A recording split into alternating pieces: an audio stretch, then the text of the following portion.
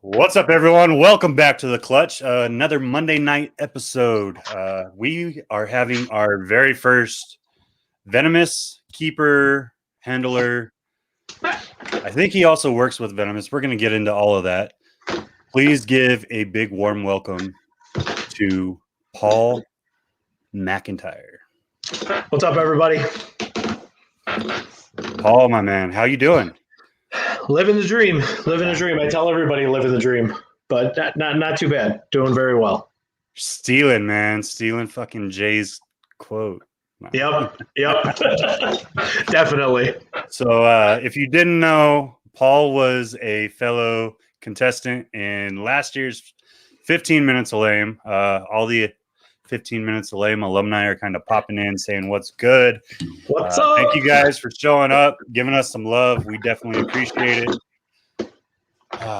So before we jump into HOTS and all the controversy with them, what do you do for a living? Because I feel like we talked about this and you said that you kind of work HOTS for a living as well. No, I actually work in the pharmaceutical field. I am a food safety and sanitation manager, and I'm also the company PCQI. So I have a outside of reptiles career. What PCQI? You're using abbreviations that I'm not privy to. Personal control quality individual. So I take care of signing off on documents, all of our food safety documents for the FDA and for public consumption. So, yeah. So if you need something cleaned, safety regulationed all the way. Yes. So if you need something cleaned, I'm your guy. Cool. So I know when you first started, you weren't into Venomous. You were actually going other routes. So go ahead. You got it. Take it. Yeah, I'll give you my background. Very cliche. Little kid, garter snakes, turtles, frogs. Move on. Got into fish for a while. Got out of fish. Got married and got back into reptiles. So that was 1996, 97. So bearded dragons, ball pythons, leopard geckos, crested geckos, veiled chameleons, panther chameleons, all your usual suspects. Never really got into it as a business, but worked with all kinds of different things. My kids were all really young. I've always had a fascination for HOTS. I had a couple friends that kept some pretty cool stuff, and I always wanted to do it, but my kids have always been involved in reptiles. So we were just always too paranoid to say, hey, they're not going to know the difference between this or that. So fast forward to a couple of years ago, we're down here in Florida now. Southeast Carpet Fest was at Cody and Pia's in 2019. I was there 2019 and 2020, but 2019 we went and I said, man, I really want to get my hours in so that I can get my Venomous. And I talked to Pia, and she was kind of like, yeah, we may take on an intern, I'll talk with Cody and, give me your information and, we'll call you, which I took as the same thing I got from everybody else that I talked to was, we don't know you. So, I'm just being nice. I'll take your info. So, which I don't blame them, because you have to understand that the liability that somebody is taking for you working animals that could kill you or kill somebody else. Right. So Pia called me about a month later and, that was it. I mean, my assumption was, being the first time going there, I was going to be cleaning rats and, sweeping floors and just doing grunt works till I proved that I'm going to be there. And the very first day was, hey, we're cleaning black mambas. Let's go. And it was like, whoa. Now, granted, I didn't work any snakes. I didn't touch a snake hook for probably the first 6 or 8 weeks. I listened to Cody explain head to tail on every animal that he has, all of their movements, what they do, what they can do, what they usually do. And I'll tell you what, and I'm sure other keepers are the same way, he knows his animals. He can pretty much within a second tell you, we're not going to do this today, or, hey, this one's going to take a while, move this, move that, so my start in working with the hots was there was a rack of about 10, I think it was like 10 baby gaboon vipers, a couple rain call spitting cobras, and a couple red or black, what are they? Pallida, Naja pallida. So I worked with all those, the very, very simple, but definitely not the safest animals in the world, and I learned a lot. So, you take all that time and you work your way up to, the bigger annulifera, the bigger puff adders, the bigger rain call spitting cobras. Then you move over to, the Eastern green mambas, which are just as bad as the other ones, but the ones that Cody has are they're sweethearts. So real easy to move, real easy to maneuver. They're fairly easy going. Forest cobras, move into the big Bothrops, the big Asper, the big Mujini, the big male rain calls. I'm trying to go through the rack in my head. You move into a bunch of different species that you grow with as you get the experience, from there into the big black mambas. I still, to this day, have not worked any of the big Western greens. And honestly, they scare me. What's the major difference between the Eastern and Western? Is it size or no? They're toxicity or attitude? No, attitude. Okay. The Easterns, and listen, they're all mambas, so they can all be mamba. But the Westerns are more high strung. They're faster, and they're looking to figure out how to bite you. They're always looking for that out. Where can I go? I've watched Cody dance with two hooks, a 52-inch hook and a 4-foot hook, and drop one hook, wait for it to get down, grab that hook, drop the other hook, and just go back and forth for an hour to move a snake from the cage to the can, because they're just that. They demand that much respect that when they don't want to go where they don't want to go, they're all over the place. Now I've worked baby Western greens, yearlings, and they're crazy. I mean, people don't understand. These are not animals that are meant to be played with. They're not animals that you take out. Like, I could reach over and grab this emerald tree boa and pull it out. Granted, it's going to bite me, but I can pull it out and it's no big deal. It's just a bite,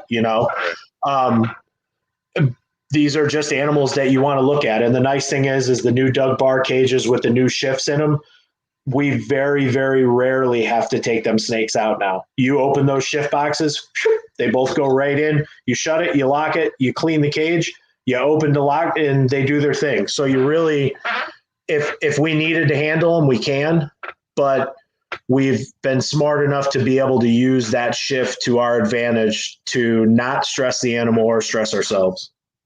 So with that, though, isn't there... Because I'm not going to say that a Venomous ever tames down. Like, you're not going to tame a Venomous down. It's just it chooses to tolerate. But with not handling them at all, wouldn't that, in a way, cause them to become more defensive, or no? No.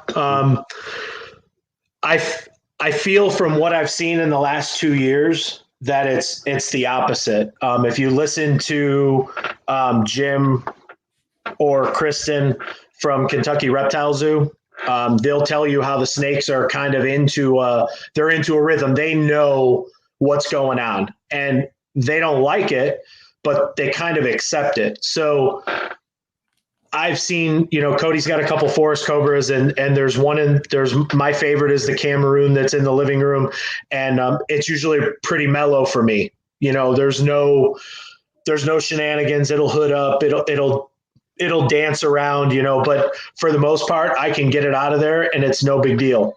The one in the small room, that snake hates everybody. It hates everything. It strikes. Its mouth is opened. It's just a lunatic. I think every animal is going to always have their own personality. One of the ones that I find the most interesting are the rain calls. The rain call spitting cobras are very interesting in that one day you can take 2 hooks and pick them up and there's no problem. They're like a little king snake. And then the next day you stick the hooks in there and they'll bite the first hook. They'll bite the second hook. They'll go back and bite the first hook. They won't let it go. You'll sit there for 10 minutes and it will not let that hook go. And it'll let go and bite the cage.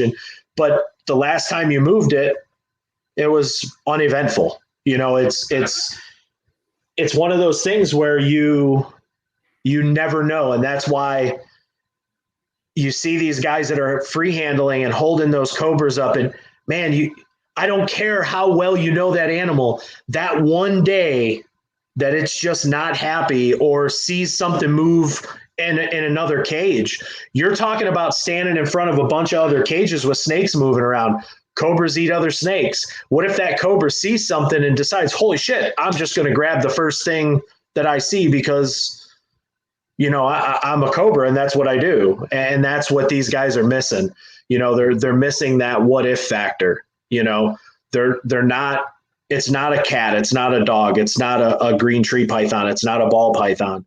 It's an animal that can do, you know, serious damage. And I mean, I don't know about you. I love this industry. And I don't want to see anybody get hurt, you know, because it looks bad for all of us, you know. So, and I don't want anybody's family to go through that. How terrible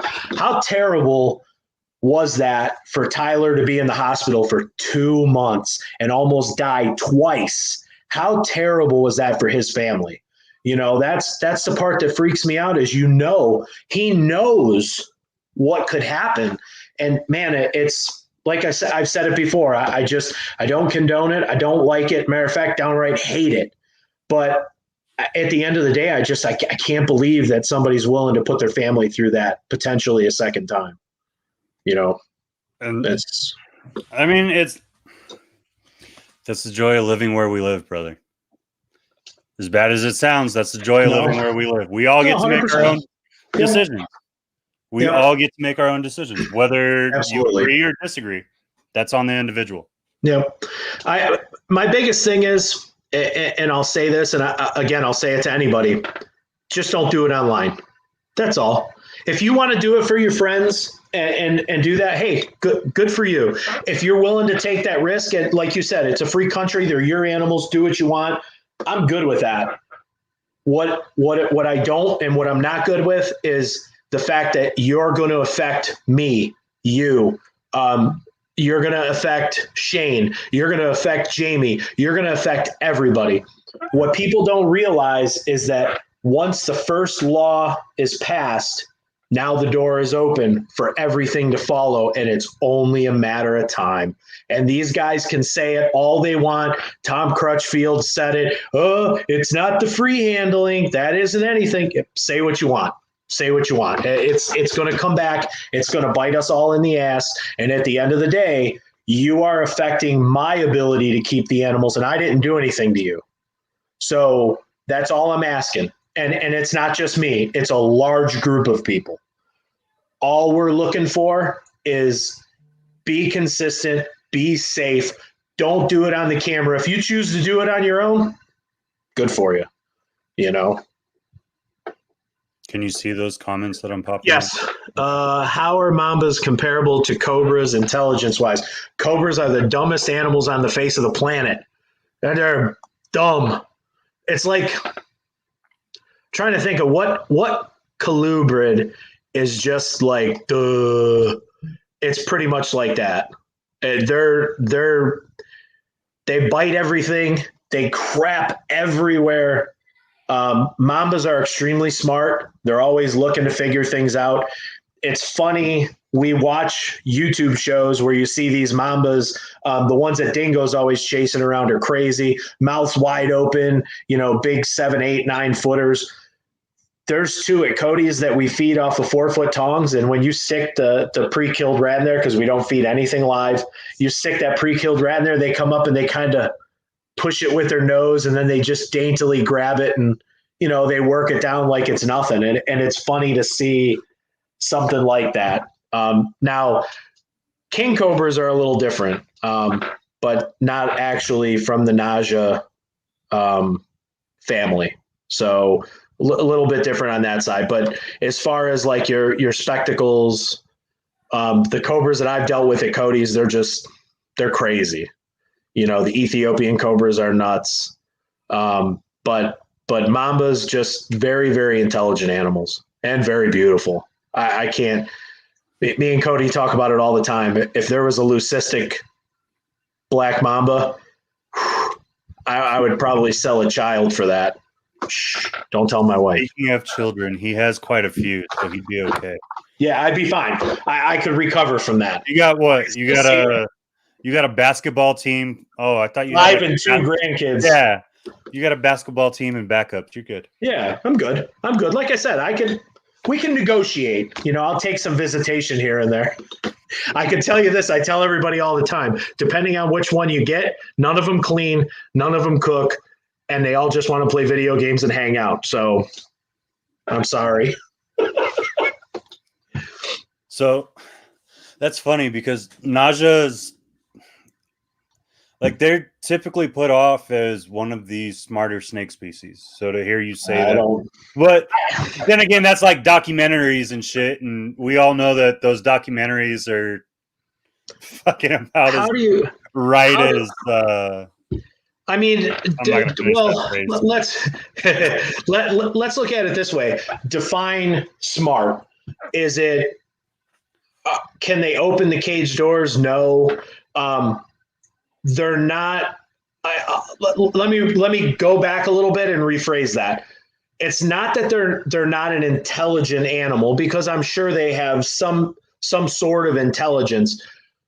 What I'm getting at is, as far as being calculated and watching what's going on, the difference is a cobra will just. I have about a 1.5-minute video of an Ethiopian cobra just flying out of the cage, like. It looks like a missile, and Aiden just runs away with the camera. It just shoots out of the cage like a psychotic, you know, whereas a mamba backs itself to the back of the cage and goes back and forth. As you slide the glass this way and you try to get it, it goes back over here. You slide the glass back, it goes back over here. They're smart. They're looking for that. I'm going to figure out which direction to go. And when I get annoyed, I'm going to come for you. You know, right now I'm cool. I'm just going to go back and forth. But when you corner them and they get pissed off, be ready, because they're coming. And I've only seen it once. And it's a scary thing to see a 5-foot snake 4 feet off the ground, you know, chasing somebody. And yes, chasing somebody. But as soon as it saw an opening, it immediately dropped and went away. And it cleared the threat and did its thing. So there's a million different things that you could say. All animals are different. They don't technically chase people, but if you corner something, it's going to come at you to defend itself, you know, so it happens. So since we're kind of on the subject of handling, what, I know there's requirements different anywhere, and I know that a lot of people here probably picked up that Tyler interview over on MJ's channel, but you're in Florida as well. So what are the requirements for Florida for you to be able to keep or handle venomous at all? So in the state of Florida, it is 1,000 hours per family. 1,000 hours Viperidae, Elapidae, Helodermidae, and Colubridae. So you have to have a total of 4,000 hours, 2 letters of recommendation. Based on the 4 species, if I write you a letter and all I'm licensed for is Viperidae, and Cody writes you a letter, he has all 4, you can only get Viperidae until you get a letter from somebody who holds all 4 licenses. So you have to have 1,000 hours per species to keep all of them. Now, with that said, you can also do 500 hours per species and take an exam, which is what I did. So right now, I can be licensed for Viperidae and Elapidae. I can handle any elapid, a type. I've handled inland, coastal, and Papuan taipans. I've handled mambas, but I can't be licensed to have any Heloderma because I don't have 500 hours, which makes no sense. So, but like the Fish and Wildlife officer told me when I talked to him on the phone, They don't write the laws, they enforce them. So that's the way the law is written. So I can be licensed for Viperidae and Elapidae. So that's what I'm going to do. You go through a very rigorous inspection. They come in and check for double containment. You have to have a sealed room, meaning the smallest of baby. Jesus. I'm drawing a frickin'. Let's just. You're good. What is the Jesus? Not a scarlet king snake, the coral snake. Good Lord. Yeah, a hatchling coral snake could not fit underneath your door. That's what they're looking for. So all of your vents have to be done with a mesh screen. I've seen some inspectors are okay with any kind of screen. My inspector bluntly told me over the phone, I'm putting a magnet on it, so make sure it's metal. So, but it does say metal screen, but I think people are some of these guys are pretty realistic, and they know, like, I have a vent in the middle of my bedroom. The snake is not going to float from the floor to the ceiling. So could it get through? Maybe. So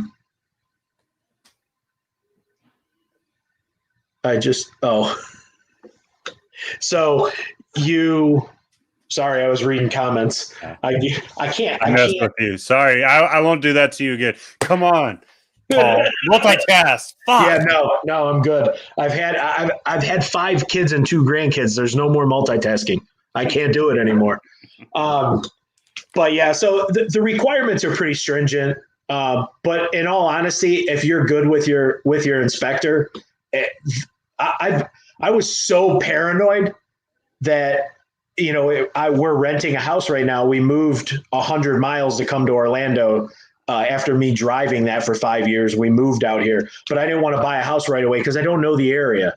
So we came out here and now we know the area. So we're going to buy a house in a couple of months. And they told me, don't put in for your permit now. By the time I got the piece of paper, we would be moving and I'd have to pay for everything and do it all over again. So I'm just waiting. And I told him, well, you need to come over and look at what I did at least so that I know that I'm right. And he's like, listen, don't even worry about it. He's like, I'm sure you're fine.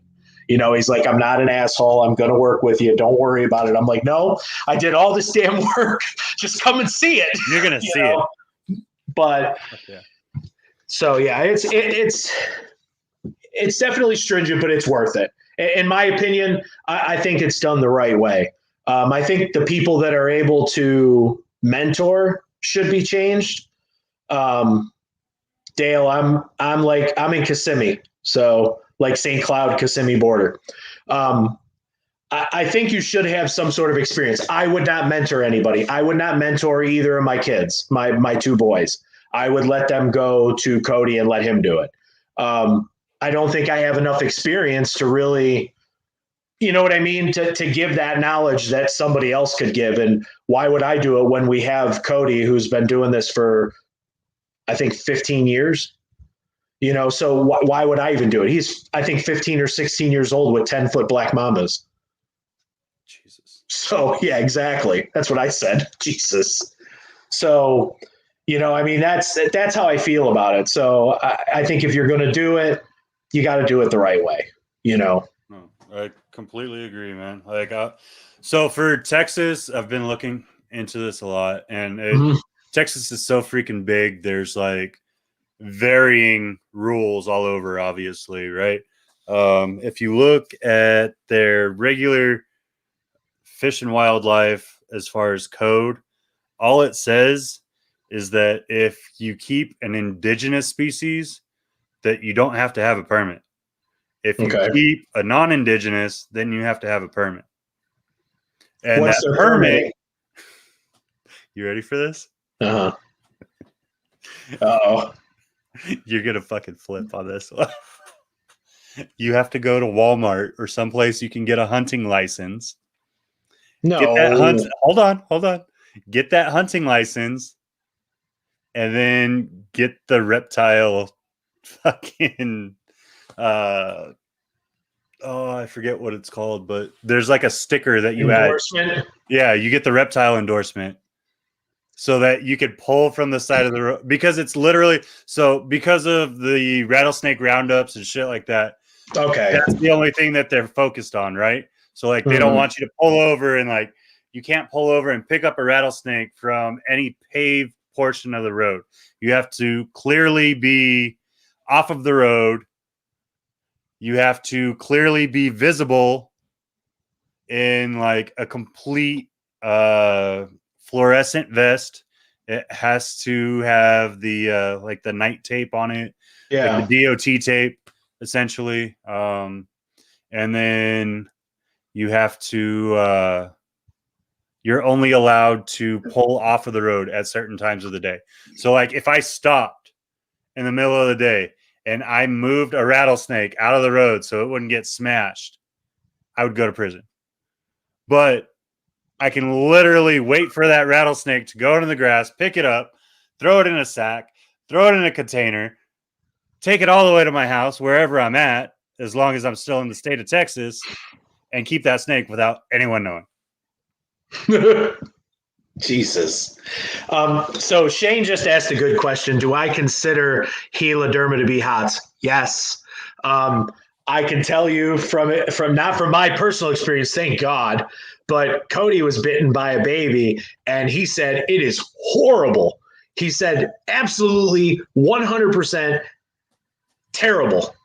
So yes, they are hot. If you have any kind of allergic reaction, it can kill you.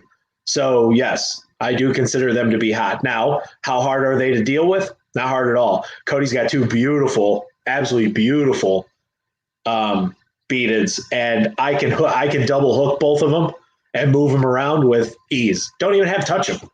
I have zero shame in my game when I say I don't want to get bit by anything. Pinholes in my hands from this stupid carpet python that's still sitting here. Like this snake is like a pogo stick. It wants to bite me so bad right now. I'm telling you, it is poised and ready. If I open that cage door, it would come shooting out at me. I hate this snake. I hate you. So it's a jag. So it's got that neurological thing. But it's such a cool snake. I mean, it is such a cool snake. I think some snakes just have that like pre-coded in their blood though. Because I even have a freaking ball python. As stupid as it sounds, I have never had a hatchling ball python be as fucking psychotic as this thing is.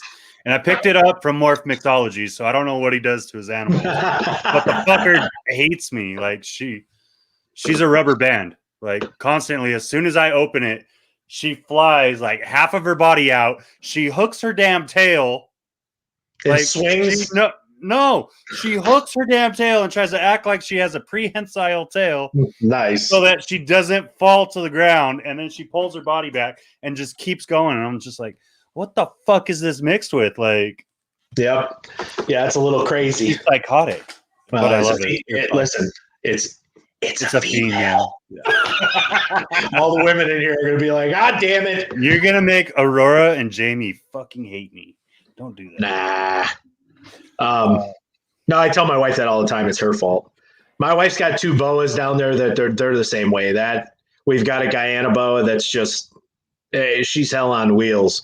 Even with two hooks, she'll come right up the hook after you. Like I hate grabbing that snake. I absolutely 100% with a passion. I do not like anything biting me. And that one, and we have another boa she's kind of grown out of it now. When she was little, they gape and they kind of S up.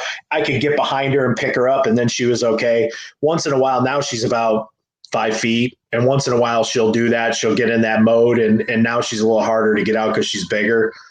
So you definitely got to watch out, but she's never really struck. She just postures and makes a lot of noise. So, but the Guyana boa, she bites. I have just last week she nailed me. So I don't like that.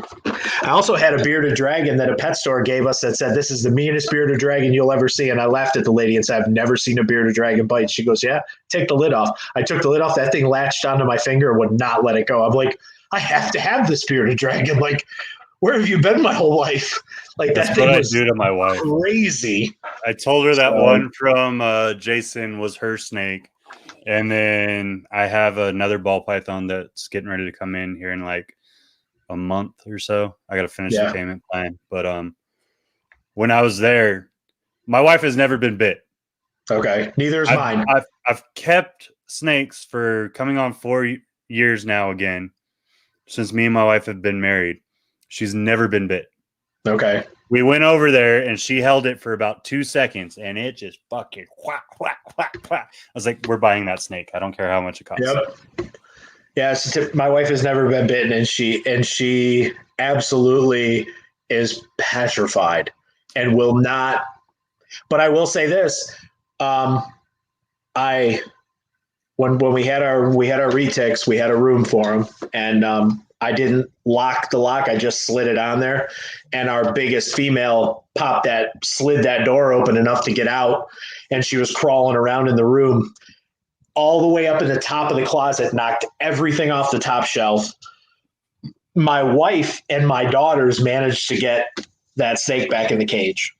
Yeah, they did a really good job. I was so impressed. Like I told my wife, I'm like, I can't believe that you did that. Like that's amazing. I had assumed, because I was getting phone calls at work, like, oh my God, what are we going to do? What are we going to do? I'm like, just put it back in the cage. Like, she's the easiest going one that we really had. Like, puppy dog. And they were like, oh, she's knocked everything over.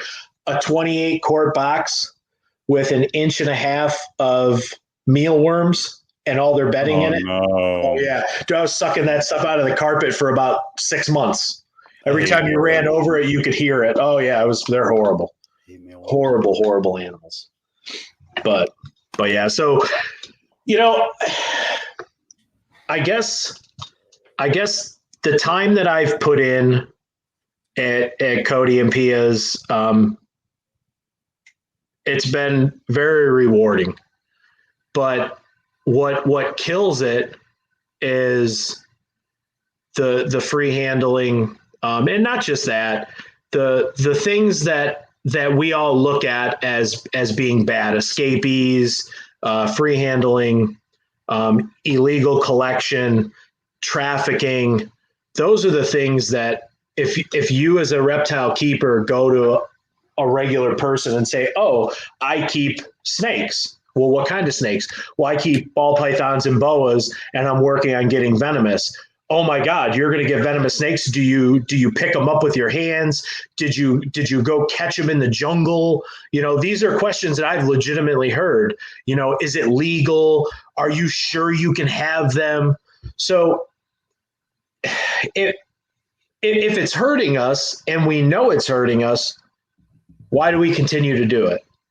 Why do we continue to give state leaders ammunition to hurt us? I've mentioned names on here. Guess what? If you are a YouTube influencer, you have a YouTube channel, and you are posting videos, be ready to be critiqued. That's just life. Get over it. I don't hold a personal grudge against anybody. I never will. I talked to Chandler at Daytona. I thought he had some fantastic ideas. He's definitely enthusiastic. He has supposedly posted a video not too long ago that he was going to cut the free handling out of his YouTube shows. From my understanding, that was a Fish and Wildlife thing. I don't know if that's true. It's a rumor. I really don't care. If he does, good. Well, there's I think at least for you guys in Florida, there's a big thing, right? Like if you're handling venomous at all, on YouTube, you have to post like a giant disclaimer about how you're trained and not to do this at home. Even though it's like looking at the jackass disclaimer. I understand that, but here's the deal. Let me ask, legality for you. Let me ask everybody in this room, and let's see who can answer it. What defines a professional? What would make any of us a professional? And when you can answer that question honestly with a straight face, read what it says. I am a trained professional. I've been doing this my whole life. I am 44 years old. These guys are 23, 22, 25. What's your whole life? You haven't had the permit for more than you're 18. That's when you can get the permit. So unfortunately, Florida is not smart enough to say, hey, you know, in the state of Florida, it doesn't matter how old you are, you can get your Venomous hours. My 15-year-old son can start handling Venomous right now and get his hours in, but can't have a permit till he's 18. Makes absolutely no sense. I don't trust that kid to drive a car. I barely trust him to ride a bike. Okay? He's 15. Come on. So you're gonna give him the right to keep a black mamba. Why don't you give him a pistol permit too? Why don't you let him have an assault rifle? It's the same damn thing. You know, that snake can do as much damage, if not more. So, you know, it bothers me. What's up, Dallas? It bothers me to see that people are so careless and just don't care. They're only worried about a click, a view, and a like.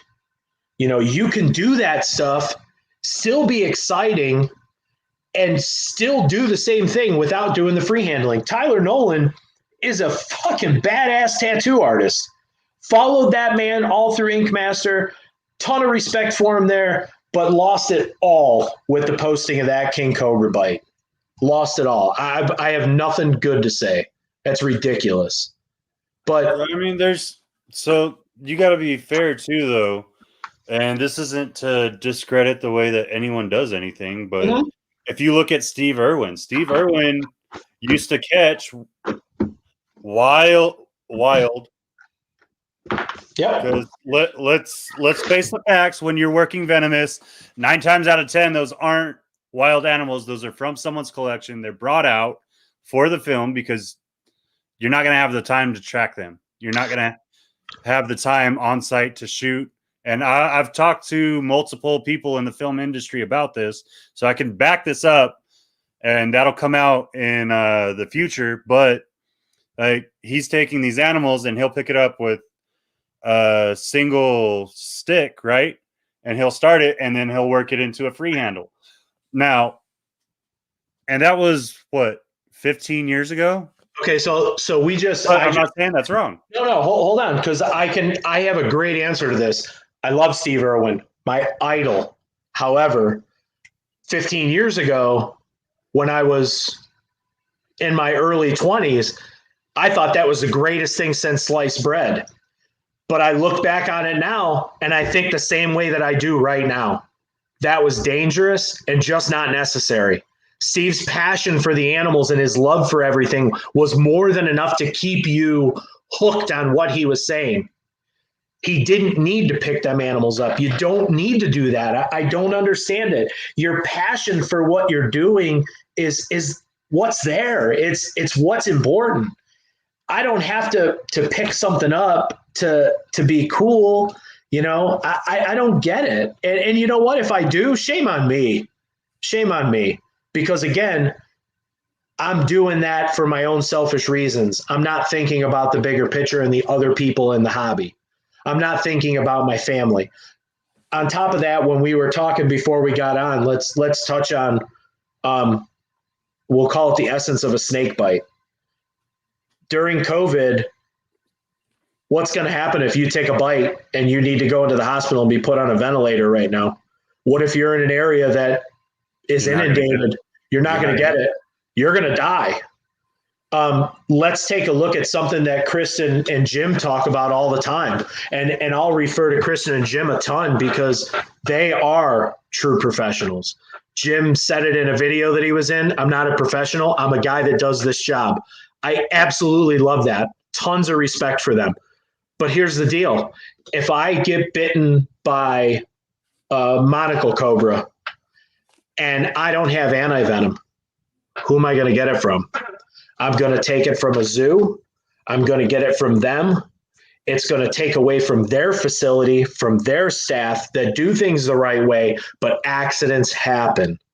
So now if they have an accident and I took their antivenom, what happens? Does one of their employees die because I was being careless? Potentially. Is it worth the risk? Is one human life worth the risk? No, it's not. And I don't... If people can throw around their oh, it's not a big deal. Shit, it is a big deal. It's a very big deal. So look at the protocol. Look at your protocols. Jim and Kristen. Also, Kristen has written up an article on how to get your IND, your experimental drug license through the FDA. Do it. Get it so that you can order your own antivenom and have it on hand, because that's the responsible thing to do.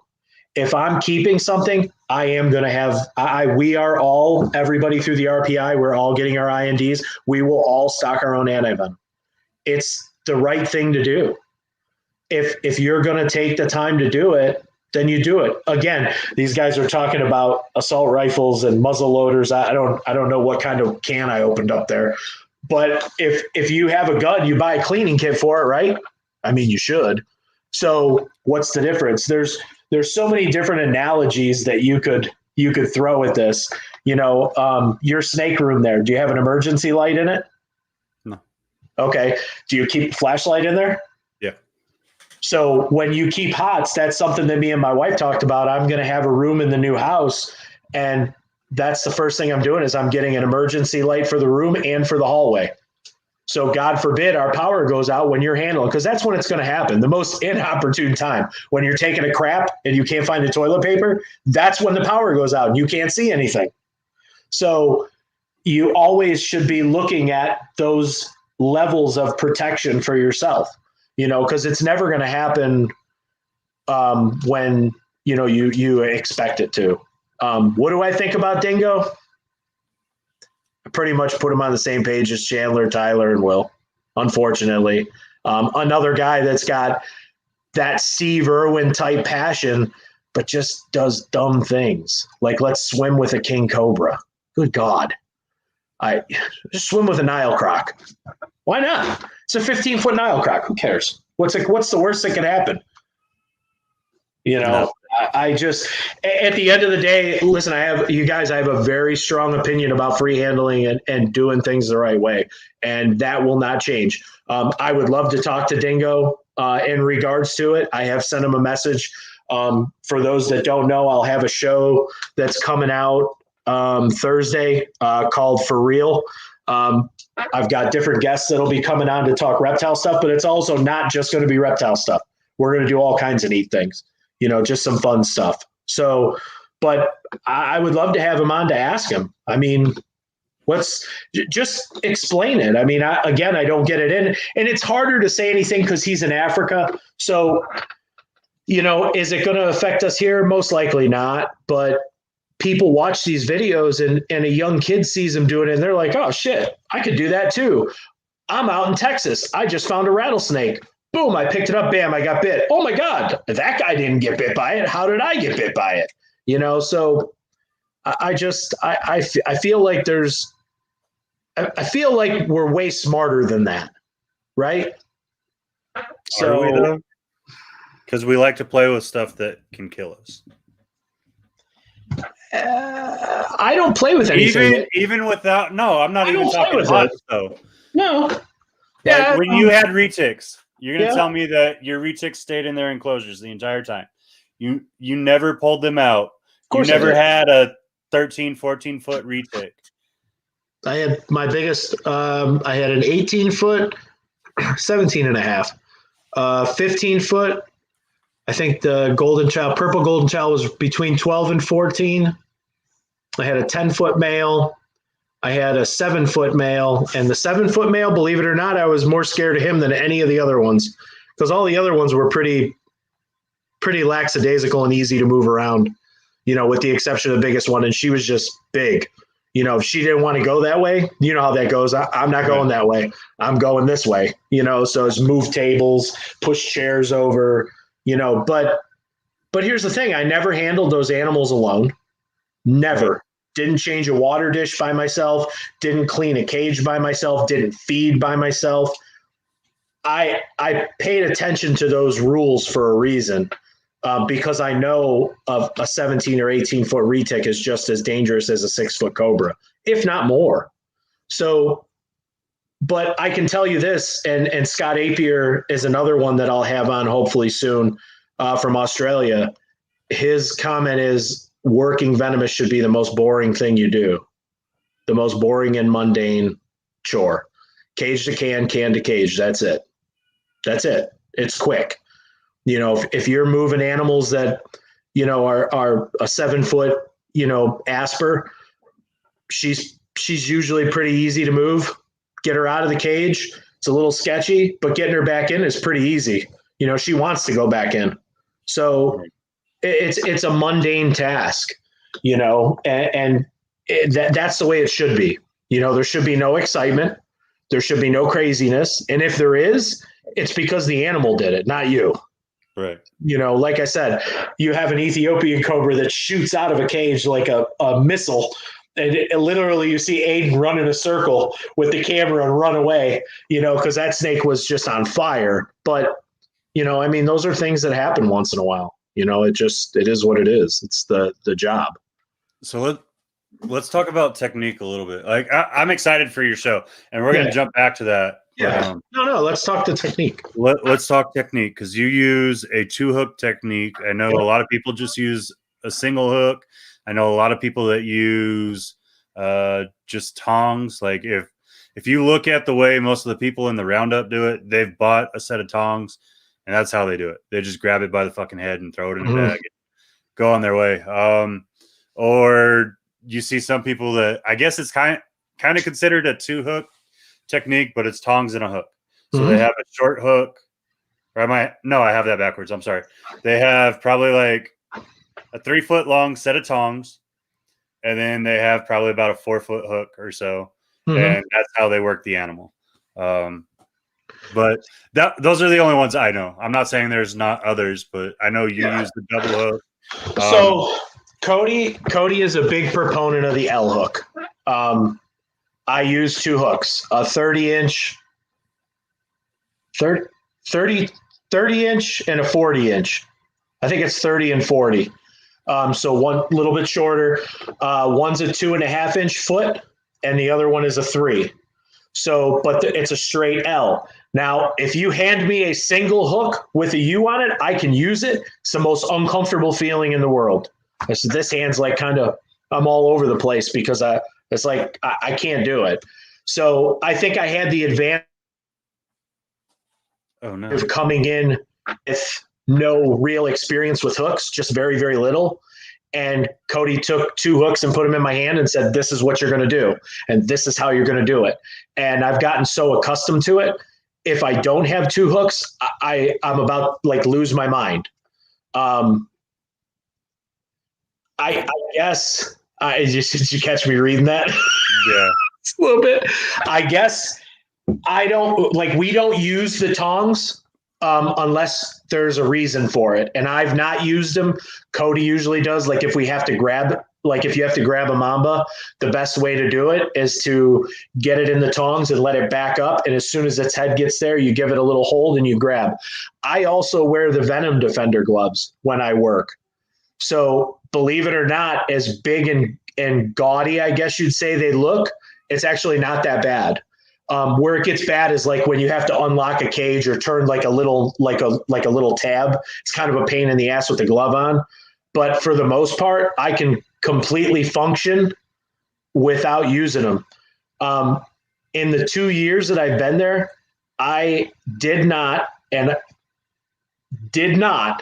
have to tail or touch any snake that I worked there until just about maybe like right before COVID was the first time that Cody said, hey, have you tailed any of the Annulifera? I'm like, nope.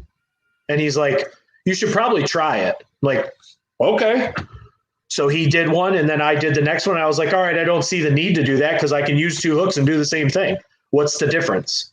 You know, I see that there's definitely, now that I've done it, I see that there's definitely times that you can, because the first snake that I actually really truly tailed by myself was that big Asper.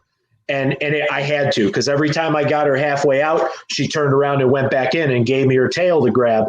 But it like 3 or 4 times of just getting her halfway out, she'd go back in. Get her halfway out, she'd go back in. And it's like, okay, now I'm getting frustrated. You know, and Cody's like, no, stop, get her there, and then just lightly grab the tail and then bring her out and put her in. And it was cake work. You know, so it's I guess it just depends on really the person.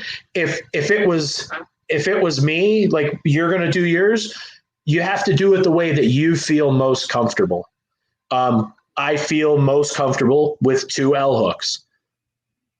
I can use the other hooks, but even when we were short a hook and I just grabbed one, it's very awkward if you're not used to, you can do it, but it's different. It's a different feeling, So I love the 2 L hooks. And I've heard other very experienced venom keepers say, I can't use 2 hooks. I just can't do it.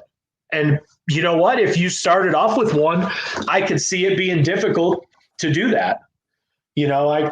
For sure. So where did Shane's questions go? Rattlesnake, heloderma, or gaboon? You have heloderma. What is you already know that's not a starter animal, Shane? Yeah, you've learned firsthand. Shane, they're both bad. Bad. All bad. Yeah, they're not. Listen. There's what? There's 30 some different species of rattlesnake, all with different temperaments. I don't know, Derek. There's a bunch of subspecies. I've been talking to Earl about this.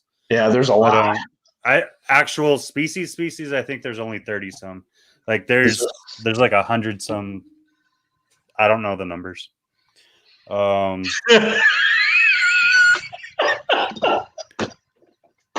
I love Shane. I'm not even at that point yet. So. No, Shane, I don't. I think Feely will be just fine. I think he'll be fine. Now, here's the real question: should Shane be keeping hots? Probably fucking not, but you still love him anyways. Yeah, well, he's in California, so he's kind of screwed anyway. It's not like he could keep the good hots anyways without being a zoo. Yeah, but even with me, like I already told you when we talked on the phone, and I'm looking at the stuff that I already know. Like I'm not looking at going into Naja.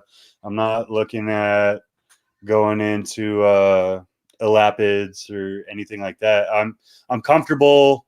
Me neither. With Aatrox because that's what I've known my entire life. So. Listen, John, me neither. I started going to Cody's, and the first day I was there, I told him the only thing I want is eyelash vipers. I would legitimately own any animal that Cody has. If Cody told me tomorrow, pick one snake that you want to take home, I don't know if I could do it. It would take me days to figure that out. So legitimately, there's no Shane, the best beginner venomous is somebody else's. That is the most honest. I can't, because I can go to Cody's house anytime I want and clean his poop and not his. Well, that sounded real bad. Not his poop, his snake's poop anytime I want to. You just created the fucking clip for this podcast. Yeah, I hate you. I want to go to his house and clean his poop. Well, I've cleaned lots of poop at his house, not his. But you can do that stuff, and it's like I don't have to worry about feeding 200 plus snakes. I don't have to pay for that. I don't have to take. All I got to do is go in, change some water, scoop some crap, and put the snakes back. I get the best of both worlds. I get to handle things that most people would die to handle. I could ask everybody in this room right now. You guys see a picture behind me. Can anybody tell me what that snake is? It's a mang, isn't it?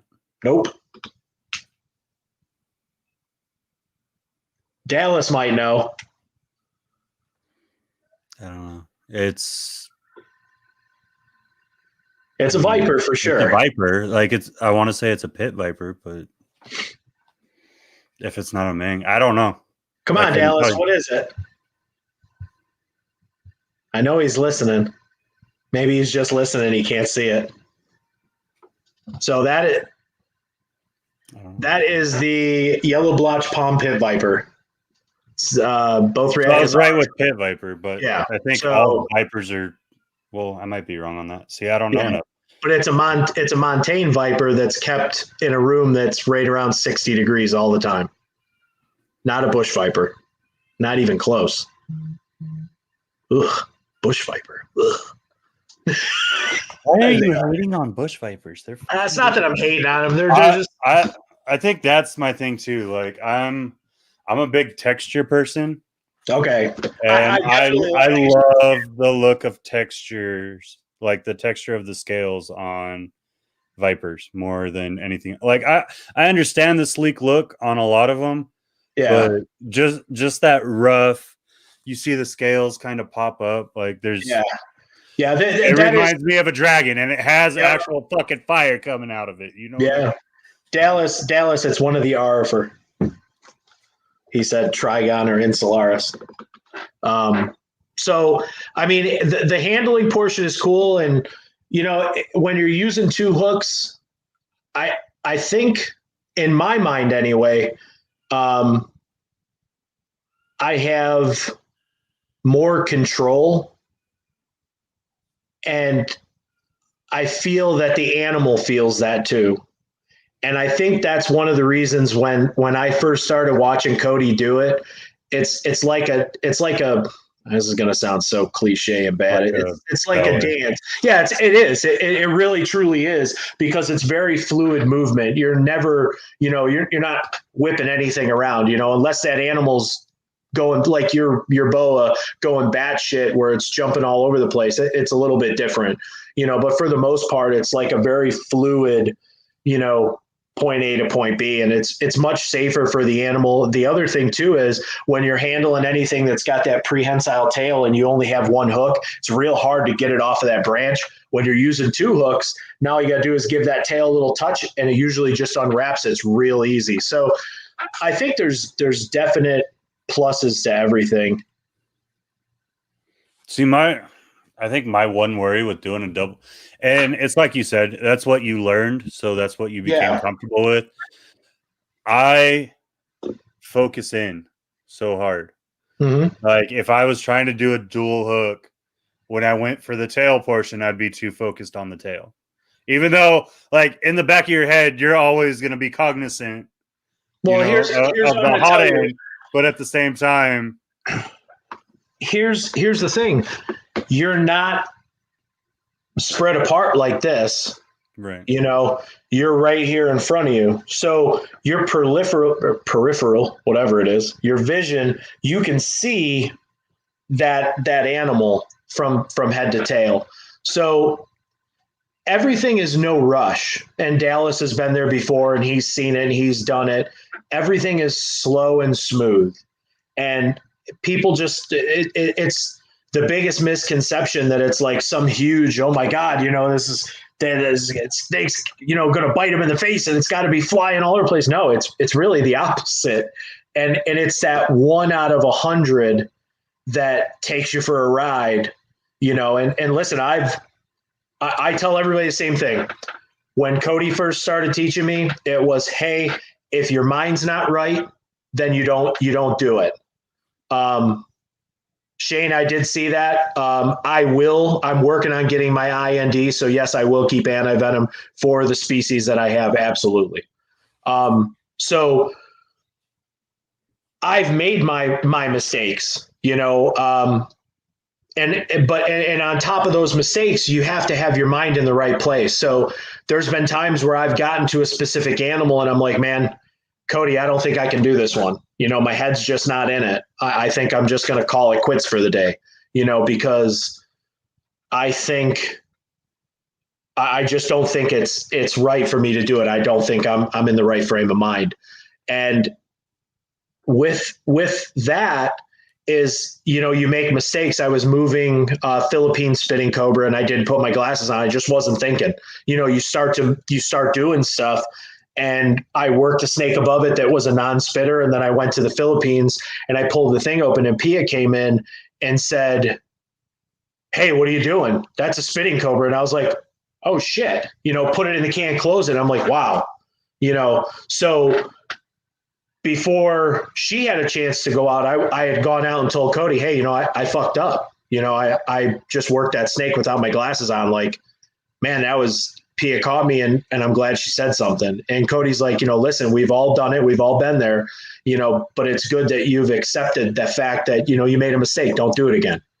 You know, I mean, those things are going to happen. You're going to get complacent. Like I said, you start working stuff and you're just boom, boom, boom, boom, boom. And before you know it, you're like, oh, fuck. Did I just work that spitter and not put glasses on? Like, oops. So it's hard to wrap your head around it, when you're going to train somewhere and you're there for a couple hours and it's like, this just isn't the right day. Some people are going to want to push through that. And I accepted really early that my wife was really nervous about me doing it, but she was okay with it. And I'll be honest, we just hatched Western greens and blacks, Mambas at the RPI, which is awesome. Unfortunately, the Western green clutch was a little odd.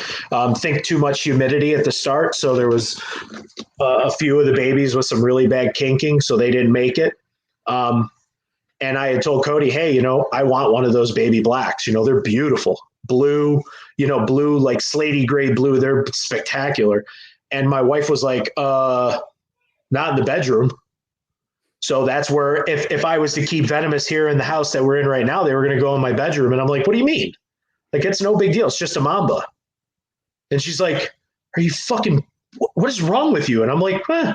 So I asked Cody, I'm like, Cody, what's your honest opinion? And he was like, you really want my honest opinion? I'm like, yeah. And he's like, no. He's like, first of all, it's a baby. So it's extremely small, but it can do the same damage. And he's like, it's small. So what if it gets out and you don't catch it or you don't see that it's out right away? He's like, I think you're better to wait for something like that until you have a separate room and it's segregated from your living space. And, I sat back and I thought about it and I said, I think I owe it to my wife. If my mentor is telling me this is probably not a good idea, then I think it's safe to say that it's not. I don't think he's going to steer me in the wrong direction. So, we kind of got off of that subject and it was like, okay, I can wait. It's no big deal. And of course, my wife's like, wait, what do you mean wait? And I'm like, well, wait till I have my room. She's like, whoa, hold on a minute. She's like, I thought you said you weren't going to get one. I was like, oh no, I'm not going to get one here. But when I have my own room, she's like, oh, I don't know about this. So it's more real now when everything is done.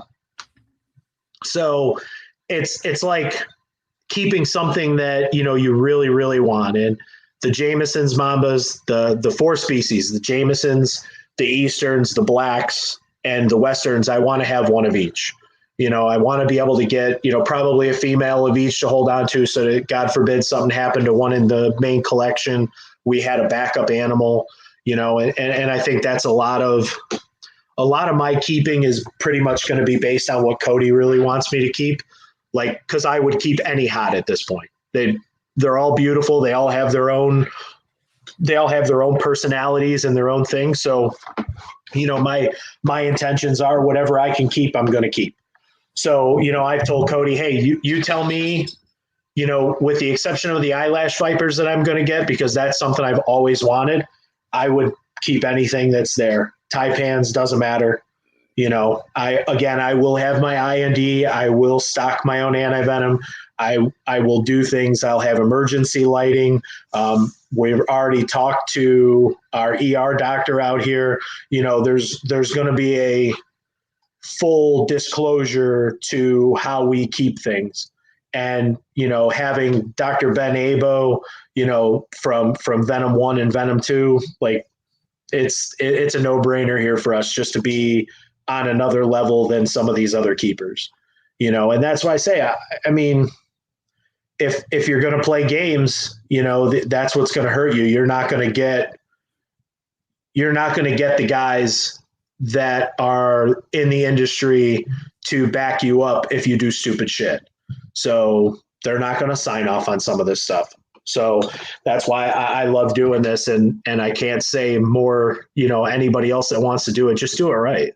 Take your time. Don't rush. There's no rush in it. And you know what? Aatrox are cool. I used to look back at Westerns and be like, ugly, but I've seen some pretty nice pictures, and Cody just got some really nice Aatrox, and whew, man, they are smoking. there's color variations in Aatrox. Yes. Which you don't find. I mean, you have them in Aatrox, you have them in the Easterns. I think some of the what is it? The Timber. Yeah, the Timber variation. Yep. But after what I've seen, like I don't want a regular albino. I don't want just a plain wild. What I'm trying to wait on, because I know I have a long time before I'll even do this, and I only want. Mm-hmm. I simply want one. Well, possibly two. So I might, if I can ever find one that survives of this coloration, I want to keep it. I don't need all that. I literally just want two. I want one for educational. Mm-hmm. When I do educational shows, so I put it in a plexiglass box. It never leaves that box during the education. Yep. And I put I create like a natural habitat of what you would see in the wild. So kids and adults know what to look for on trail, or they know what to look for when they're hiking. Absolutely. Like and then I want one that there's this lavender Aatrox, and it looks like a rainbow almost. But there's only been, so from my understanding, there's only been two clutches ever had, or not even clutches, it's litters because they're live birth, but you know what I mean. Yeah. So there's only 2 litters that have ever been produced, and none of those babies have ever made it. Really? Like 6 months, I think. I wonder why. Both the parents are obviously het because it's a recessive, but for some reason the babies just aren't making it. Yeah, so just a weak, maybe just a weak gene. Mm-hmm. Yeah, that sucks. But it's I'll have to send you a picture later. Yeah, for sure. One of the most beautiful freaking snakes I've ever seen. I mean, I love morphs, but I guess like if you look at the way Cody does things, he'll tell you he's not a morph fan. But there are some things that, like we've talked about, some of these rattlesnakes that he just got are het for this or that or whatever they are. I don't even know. But to have a normal looking wild type animal that you have for display in, say, a facility, or even if it was in your house and people were coming over and all of a sudden there was like an albino and a melanistic and a snow and a normal, and there's these different babies, and people are, it's just that wow factor of saying, hey, look at what was produced. Just like a ball python, when you cut a clutch and you're like, wow, there's 5 different morphs and 5 different eggs. That's cool. But the Shane, I love you. Shane, I'm gonna block you from my fucking channel. You and your fucking hybrid shit. I'm gonna cry. Oh, I love you, Shane. I love you. That's all. Next thing you know, Shane's gonna be trying to breed his heloderma. Shane's gonna fuck, yeah. Oh my god! But it's amazing to see some of the things that are out there now. I can't keep looking at that count. I can't stop. It's so awesome. Fucking Shane, man. Every time. Wait a minute. What's a carpenter? I mean, other than somebody that works with wood. Did somebody make a joke back up further there? Did we miss something? I don't even know. That's funny.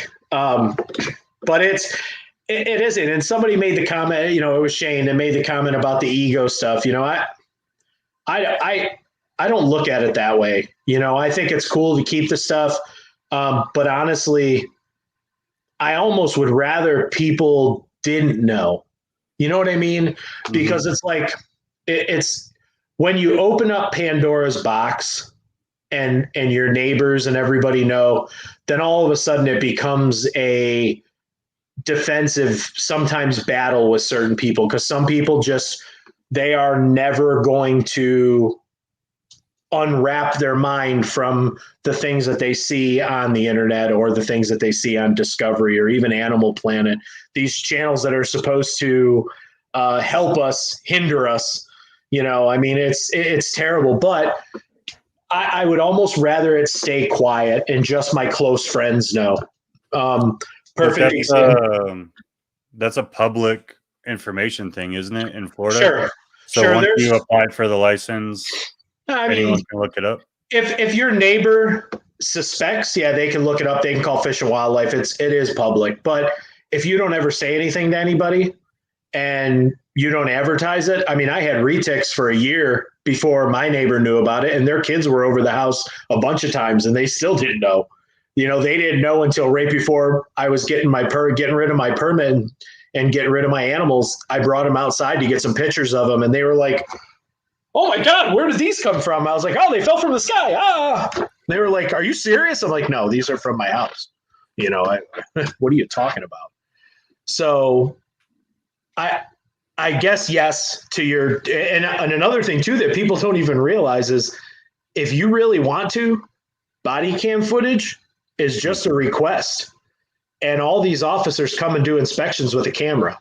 So if they want it, they can get it. Do I think people are really looking for that? No, unless you do something stupid. You know, if a cobra gets out and ends up in your neighbor's pool, chances are they're going to be like, what is this? You know? So I almost would rather just be quiet. And like I was just about to say is I work with somebody who from day one has told me I hate snakes. Whenever you'd say, "Oh, check this snake out," he'd be like, "Oh my God, what is that? A European tree death adder?" You know, it just hates snakes, like just deathly afraid of them. And it's like, so after talking to him over and over and over again and explaining to him, this gentleman came to my house. Not only did he buy a bearded dragon for his daughter, but he actually held a ball python. So to go from somebody that, and he'll tell you, I'll never own a snake, but, you know, it was cool. You know, this is not as bad as I thought, you know. So when you can change somebody's mind through passion and education, that's what this is all about. And Tyler, Chandler, Will, they could do that for sure. They have beautiful animals. They have all the passion in the world. I just think that the YouTube stuff is going to hurt us at some point, whether it's today, tomorrow, or next year. I think it's extremely foolish. And again, if you can do it the right way, and they could, then why not just do it the right way? Why, if you're going to free handle and do that stuff, go ahead and do it. Do it all day long. Get your IND so that you can keep your own anti-venom and be responsible. And don't do it on YouTube because it's going to hurt the rest of us. And if you do that, there's so much more respect there for people. I just don't get it. I mean, I don't even pick up my ball pythons. Like, I don't get it. What's the fascination? I'm fascinated by holding them. Oh, like I just love snakes. Well, so that's fine. You gotta understand, like, even constrictors. Like constrictors are my therapy. I don't do like that fucking hug therapy. I don't use those anxiety blankets, shit like that. I know a lot of people that do. My wife does. My wife tried to make me use them, and I was like, I can't fucking, like, especially those anxiety blankets. Like, that motherfucker's like 30 pounds almost. Oh, no, yeah, it's heavy, dude. It's giving me anxiety thinking about it. Yeah. And like, I had a really bad PTSD episode one day, and right after I came out of that, I went straight into an anxiety attack because I couldn't get my mind off of it. It was just a shitty ass day, right? And so I'm laying on the bed, and I'm just like trying to calm the fuck down, and she throws this blanket on me, and I felt like I was suffocating. I was like, get it the fuck off. Get it the fuck off. I walked into the snake room. I picked out one of my retics and I think one of the ball pythons, and I just let them do their thing. And I calm the fuck down. But that's that's my therapy for me. But hold on. There's a drastic difference between what I was saying and what you're saying. There is nothing wrong with that. If anything, that's fantastic. What I'm saying is I do like to handle the snakes, but what I'm saying is I don't need to go and film. Like I was thinking about it the other day. So I'm sitting here. I have a popwin carpet. Sorry, over here. I've got make sure you get that right. You're gonna. Yeah, You're going to make us purists fucking Yes. get angry. Sorry. I've got a vanilla pastel ball python, a cinnamon fire something or other ball python. I've got an emerald tree boa, another emerald tree boa, and this wackadoo jaguar het something or other, het granite, I think. Yeah, het granite popwing carpet python. That's just she's just woohoo. But I thought about it the first Zoom I recorded, and I was like, I should pull this snake out. And I'm like, why? People know what a snake looks like. They don't care. Why? And it's going to bite me inevitably. It's definitely going to bite me. So I don't see the need to do that. Wackadoo. Yeah, Jamie, I love that word. So wackadoo, ass hat, ass clown. Yeah, cock knuckle. Oops. Hey, no, yeah, sorry. I'm not monetized anyways. And I don't think they're going to look an hour into something. How many species do we have? 1, 2, 3. We keep boas, some carpets, and ball pythons. And then I have just a couple odds and ends things, the emeralds. We have a Euromastic. We have a couple redfoot tortoises, some Central American wood turtles, which are, if you don't have Central American wood turtles, you're missing out because they are cool. What is it with turtles, man? Oh, dude, they're cool. Like turtles have been coming up so much lately. I never knew. Like I see them all the time, but I think it's just the aquatic thing. Like I'm a desert rat. I don't want anything to do with anything water. No, these guys, listen, hold on, Brad. I do not have a male. I have no sex on these things and would not even. I helped a friend out and I got one. You can get the sex from the shed. Oh, you can? The ETBs and green tree pythons. If it's a male, as long as they don't rip it, they'll actually shed the shed on the hemipenes. These snakes suck. It's just, they're so bad. They're so bad, but they're beautiful. So, I mean, the one that I have is like brick red with some really nice green and white. It's going to be a nice high white. You're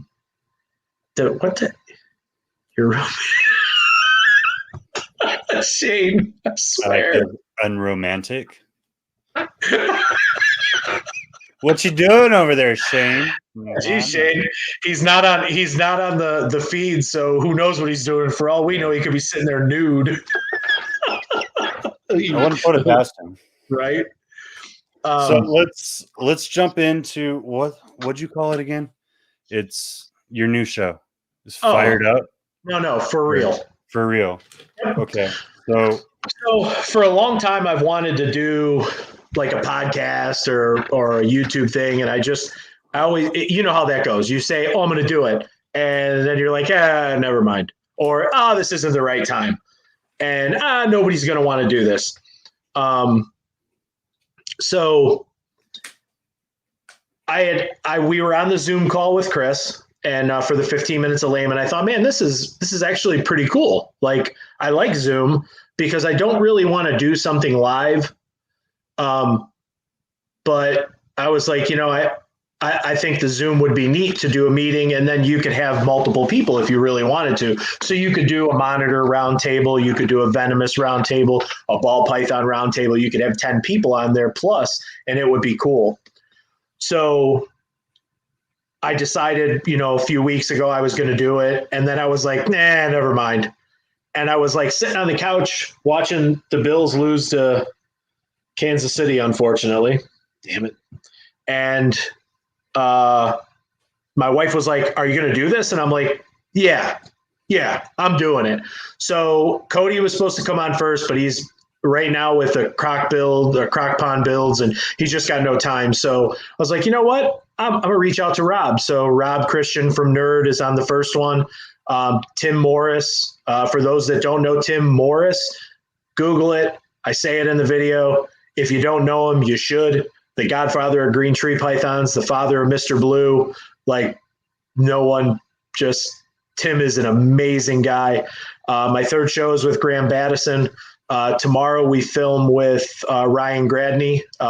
He works with Crocodile Kyle, the Crocodile Conservation, Primitive Predators down in South Florida. So we're going to have him on tomorrow. And then we have a few other people lined up. We're going to release every Thursday at 5 p.m. Eastern time. But just different conversations. Me and Rob talked a lot about bioactive and sterile. We talked about captive born versus import. We talked scrubs, just some fun stuff. It's not all going to be venomous stuff. Myself and Graham, we did talk a lot about the venomous, the free handling. We talked about Komodo Village, and I'm sure I'll get into the free handling thing because that's, one of my big platforms. But for the most part, we want to do something fun.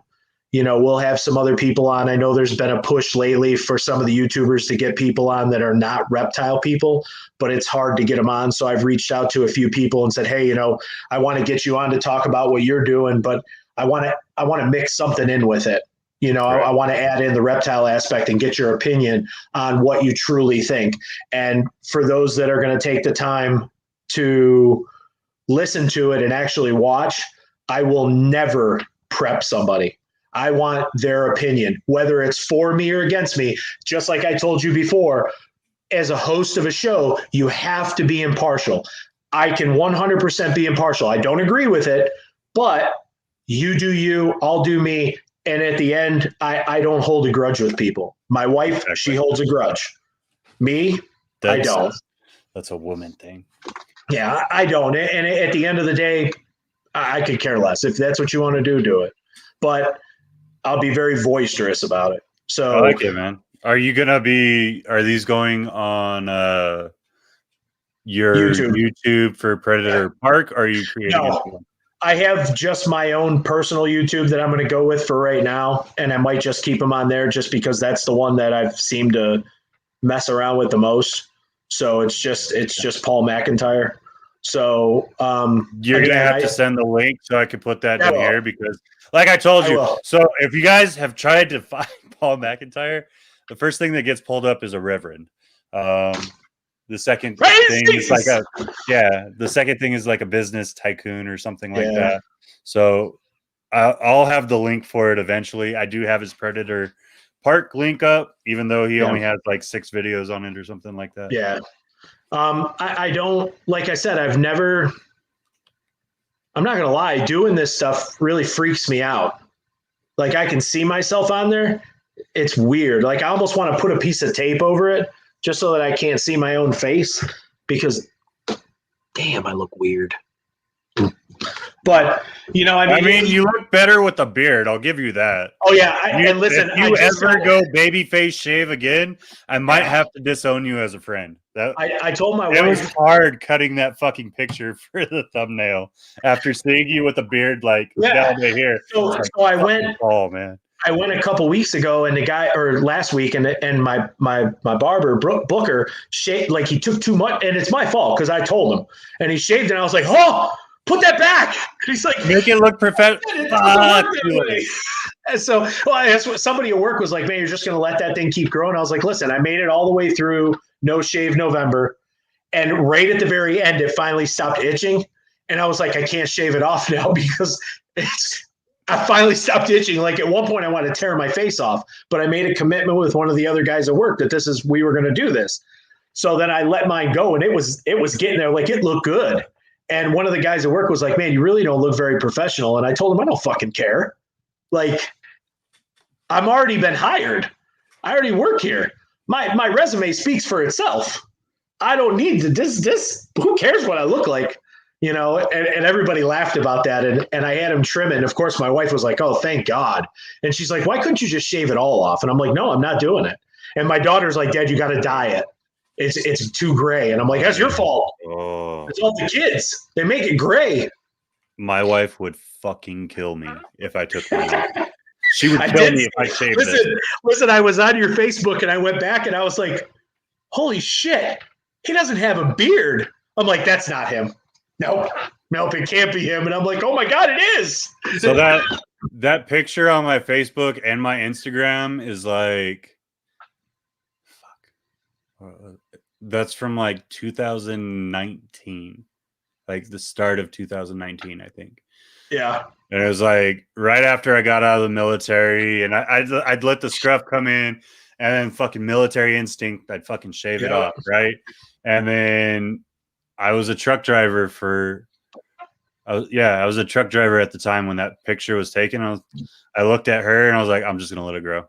She's like, good. And then it finally started going, and I made the mistake one time. Like I had it passed here, and I started school for medical, and you have to wear the fucking medical mask all the time. I got tired of having this really tight fucking crease right under my chin. And I was like, I went to my barber. This is back when I still had hair too. Yeah. Like my hair was fucking down to my shoulders and shit. And the sides were shaved. But I looked at him and I was like, take the ponytail off. Or no, I let my wife take the ponytail, but I had him take everything else. Because my wife was like crying when I told her I was taking the fucking long hair off. Oh, yeah. And then I looked at him and I was like, all right, I need you to give me a professional fucking beard because I'm tired of having this giant crease in these masks. And I did it, and I came home and I got a dirty ass look, and she didn't look at me the same for like a month and a half. I was like, all right, well, I will never shave my fucking beard off again. Okay. Good I told my wife that's it. From now until December 1st, I'm doing nothing but keeping it, just trimmed here. I'm just going to let this whole thing just grow out. I don't like the beard down here on my neck. So I can't. Nope. That will drive me crazy.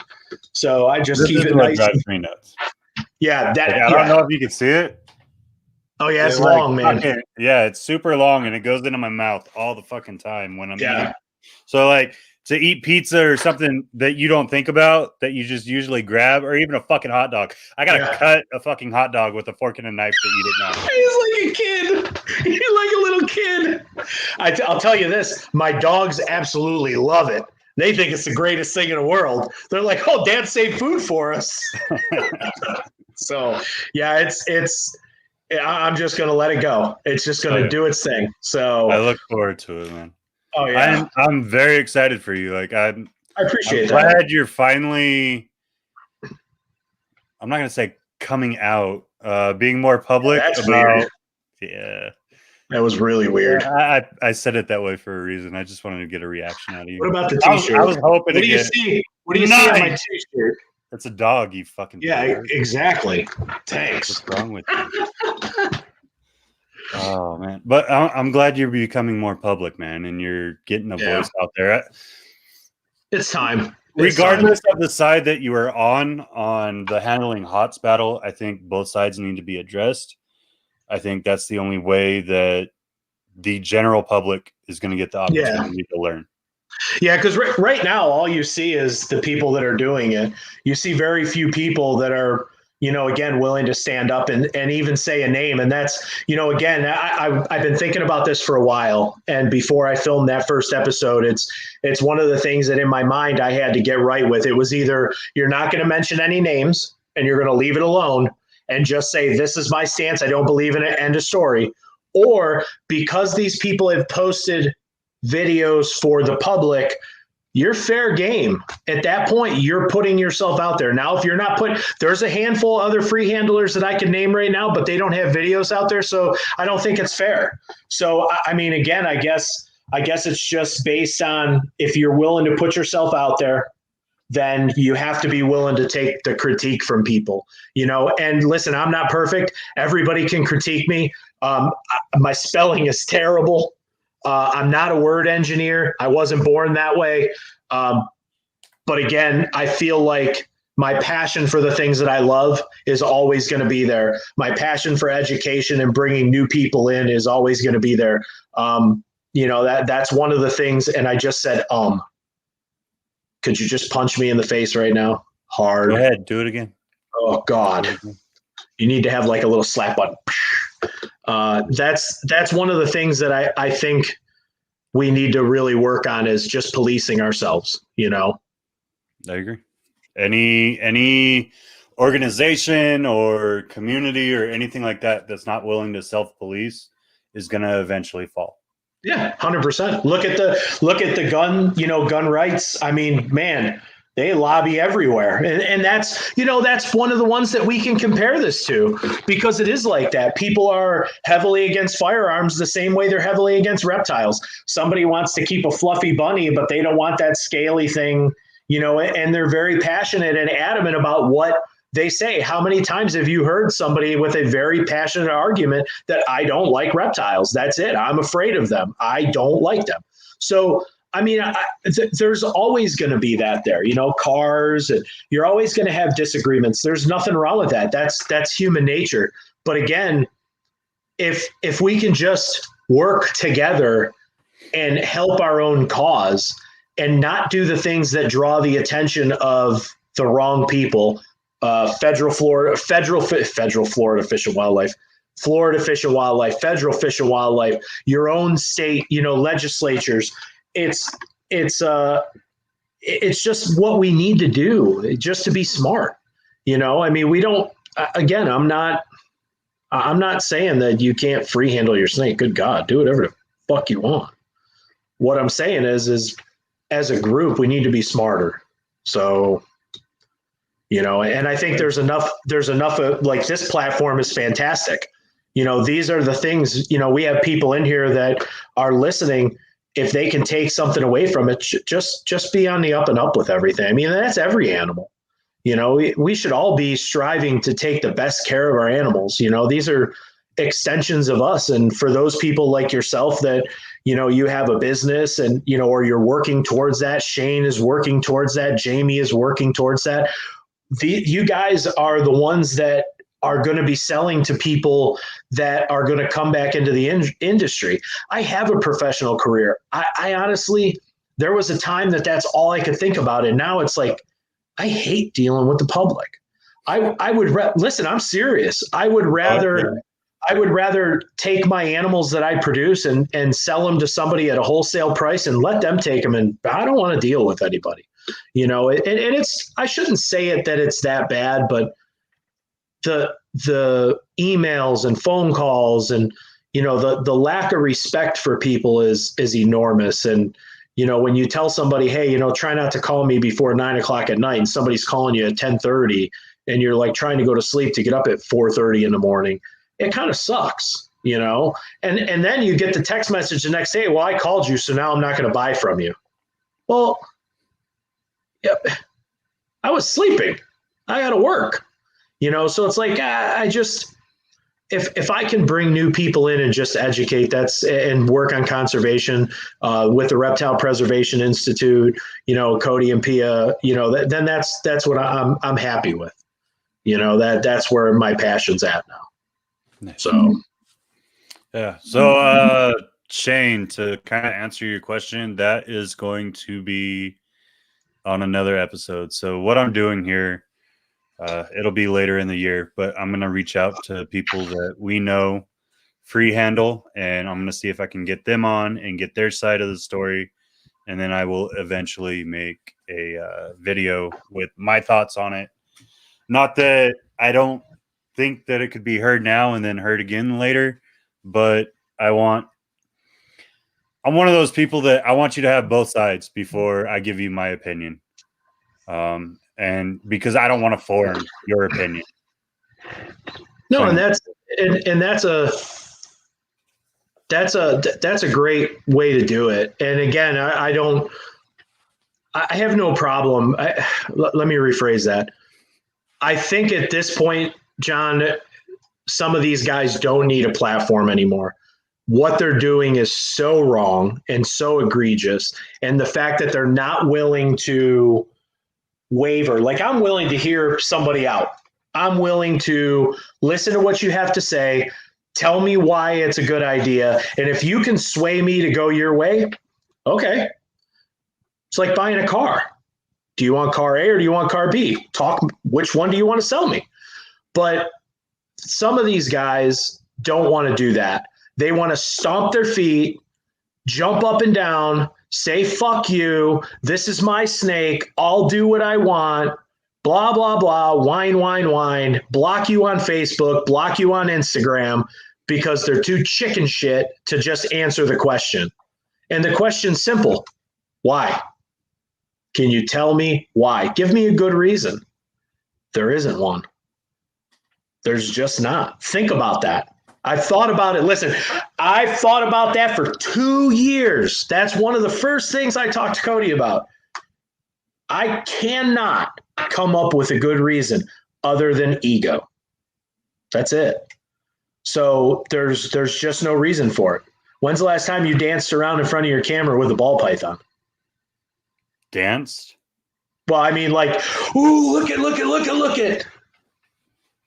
I don't think I've ever done that with a ball python. Thank you. I've done it with a couple of retics because they wanted to take my fucking head off. Okay, well, that's But different. they weren't even my retics, so. That's different.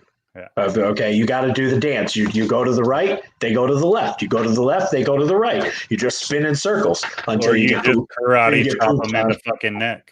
No. Like I did. Yeah, I did. No. And then I got told by the owner he couldn't believe I was that gentle with the snake because it literally wanted to kill people. Damn.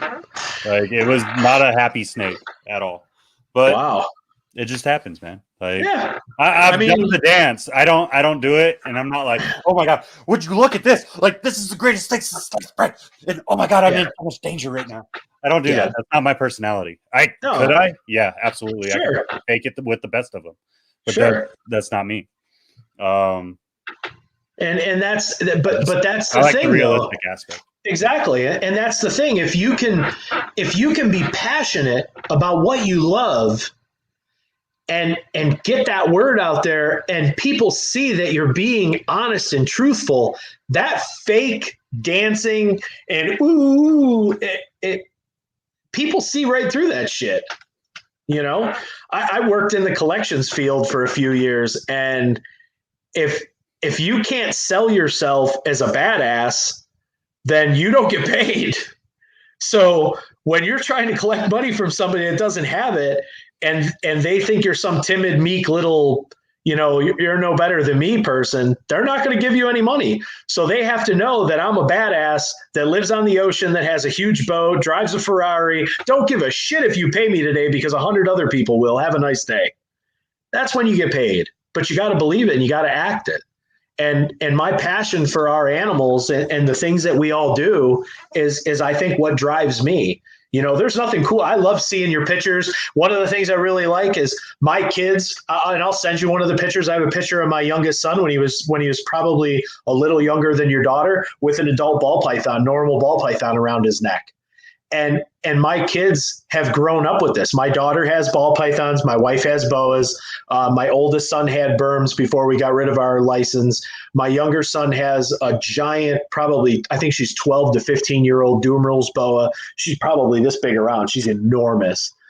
He's got a couple carpet pythons, and then I have a couple other things. And, it's like, we all do this as a family. We go to shows as a family. It's something that we do together. So it's awesome to see pictures of your kids being involved in it, because that means that as they grow, they're always going to want to be a part of it. They're always going to be interested in it. And it's an interesting thing. And it makes it cooler for them to go to school to tell their friends about, oh, my dad just hatched out 20 retics. What? Yeah, my dad just hatched out retics. What's that? It's a snake that gets 30 feet long. No way. And then all of a sudden, they're the star. Those kids are the stars. And yeah, Shane, your CSP here in Florida covers retics, berms, scrubs, amethystine, green anacondas, no longer. Yeah, the big ones. Nile monitors, now tegus and iguanas. So, but yeah, it's a conditional species license or permit. So, but yeah, I mean, that's the best part, is to have your family involved and everybody's doing it together. So those are the things that I love. And again, you want to go see as many collections as you can. And what's cooler than going to see a YouTuber that you get to watch and then you get to actually go meet him? But if the person is a complete chode, why the hell do you want to go meet him? It makes no sense. I mean, I want my kids to call me a chode. No, not you. Shane, maybe. No, Shane, I love you. But that's the thing. I mean, you want to take your kids someplace to see somebody do it right. You want to take your kids to Brian Cusco's. You know, you want to go to Shane's place. You know, you want them to meet good people. And that's the hardest part with our industry, you know, is there's a lot of bad people and it sucks. So, and that's been kind of a fight too. Like, yeah. If you looked at my videos from probably like 2 years ago, a lot of it was family stuff. Yep. Like anything I did was family put together. Me and my wife had to talk about it, and we're like, we don't want the kids and everything now. Well, she doesn't want the kids and everything now, and I have to respect that, which I understand. For sure. Like, well, yeah. with her background and what she did, she doesn't feel good with the kids being put out there at that level right now. I think 10, 15 years ago was a little different than it is today. And today I would completely agree with that. Completely. 10 or 15 years ago, you weren't posting pictures on YouTube or Facebook. Those pictures you had to go have them developed. Right. You know, it wasn't like it is now. I think for sure this day and age is definitely scary. So I can agree with that. But she's letting it come back too. She doesn't want it to be like every video we have to do something with the kids. Because I was trying to involve them.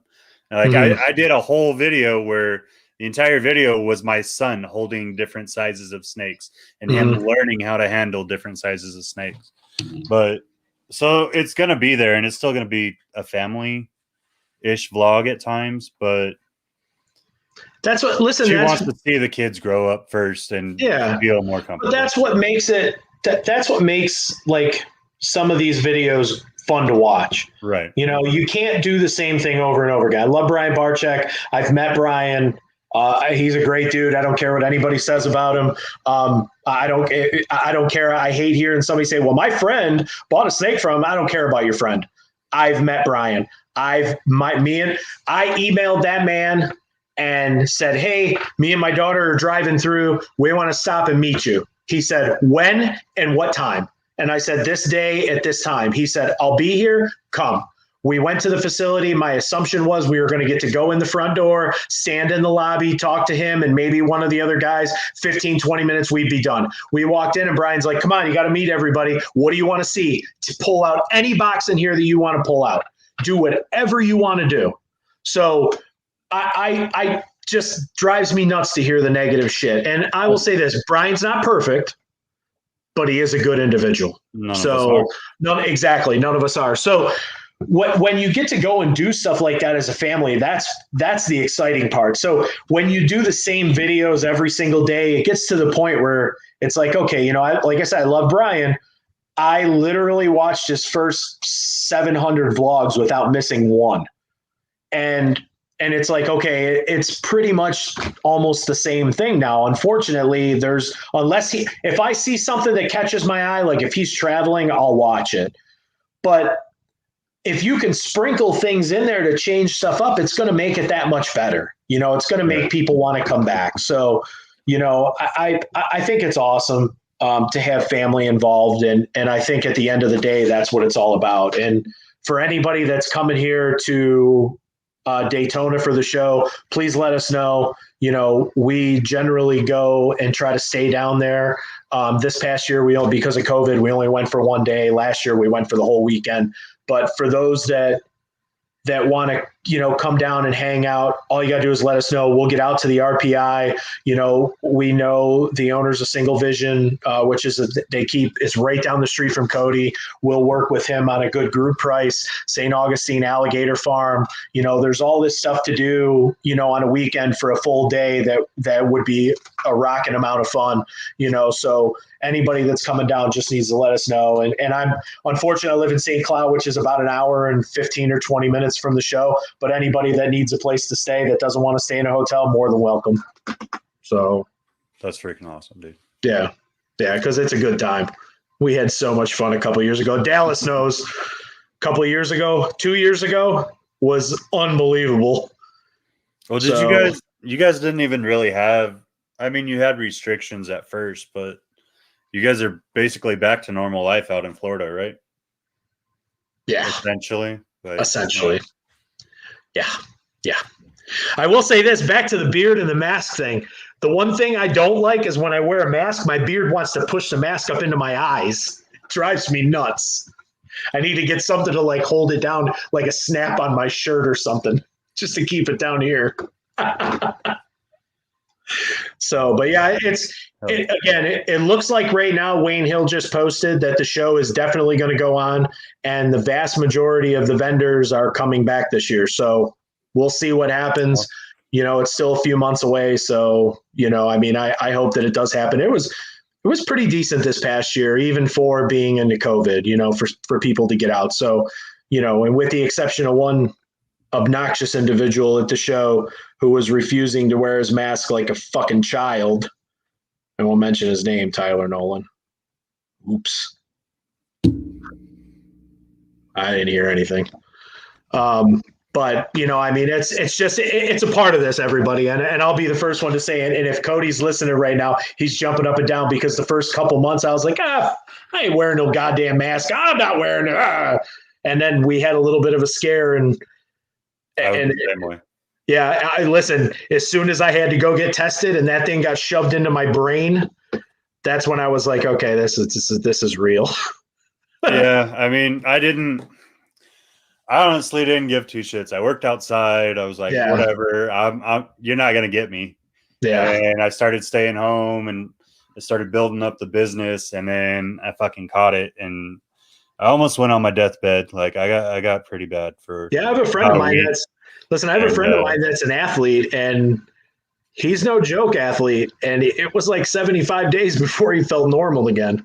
That sucks. I'm still like I could smell, I could taste, kind of. God, that would be weird. I'm winded all the freaking time, but it is what it is. That's part of, okay, I know I had the issues. I know it's a respiratory thing, so I got to get out and I just got to walk more. I can't be stagnant. You know what I mean? Yeah. Oh, yeah, for sure. What it is. For sure. Well, brother, I've kept you on. I know you have work in the morning. I don't want to keep you up too late. Thank you, everyone, for watching tonight. Thanks, everybody.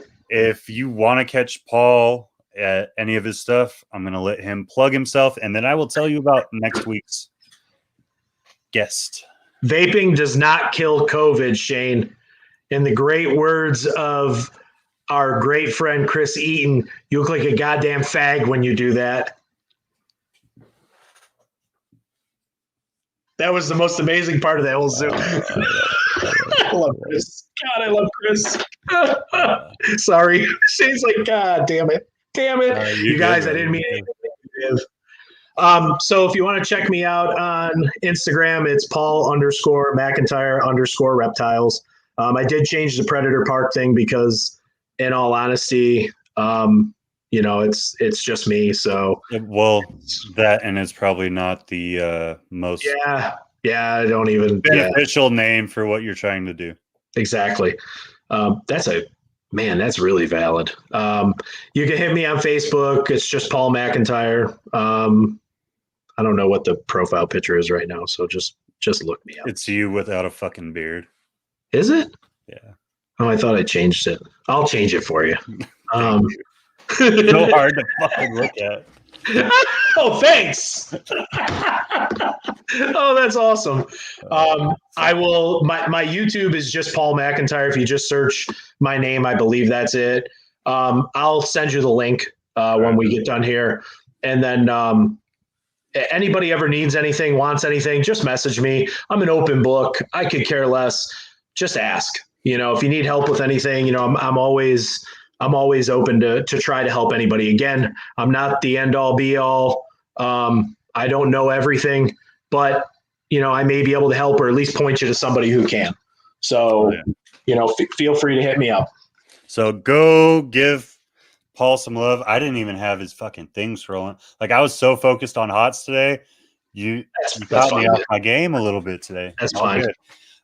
Speaking of Snakes and the Fat Man alum, you've seen a bunch of us come on here.